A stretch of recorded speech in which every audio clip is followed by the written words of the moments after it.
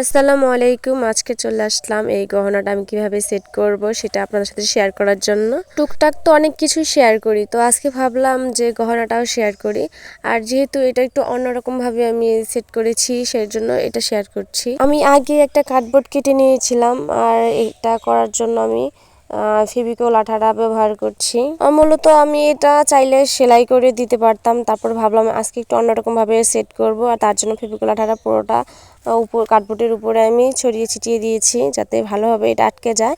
তো এই দেখেন আমি একটু টেনে টেনে, আর যে ভিতরে যা কাপড় টাপড় ছিল বা সুতা ছিল সেগুলো আমি কেটে কেটে নিয়ে সুন্দর করে টেনে এটাকে সেট করেছি। আর সেট করার পরে এইভাবে কেটে নিয়েছি। কেটে নিলে কি হয়, অনেক জায়গায় দেখা যায় কি ভাঁজ পড়ে থাকে বা উঁচু নিচু হয়, তো এইরকম করে কেটে নিলে কিন্তু সেটা আর হওয়ার সম্ভাবনা নেই। এবার আমি এটা পিছনের দিকটা আমি ফেভিকল আঠাটা আমি লাগিয়ে দিচ্ছি এটাকে কাপড়টা সেট করার জন্য।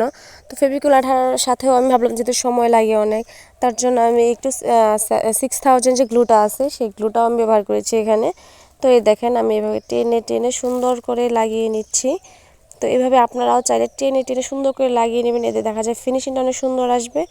আর ফেভিকল আঠাটাই ব্যবহার করবেন, সমস্যা নেই। তারপরও আপনারা যদি পারেন 6000 যে আঠাটা আছে সেটাও আপনারা দিতে পারেন, সমস্যা নেই। তো এটার উপরে আমি আরেকটা কাপড় দিব, তার জন্য কাপড়টা আমি আগে কেটে রেখেছিলাম মেজারমেন্ট করে। তো এবার আমি কাপড়টা সুন্দর করে উপরে সেট করে নিলাম, আর এখানে প্রত্যেকটা পাশে প্রত্যেকটা কর্নারে সুন্দর করে চেপে চেপে এখানে সেট করে নেবেন যাতে কোনো জায়গায় উঁচু নিচু না হয়ে থাকে বা ফুলে না থাকে। ফুলে থাকলে কিন্তু সেখানে আর আঠাটা লাগবে না, আর এতে করে আপনার ফিনিশিংটা সুন্দর আসবে না।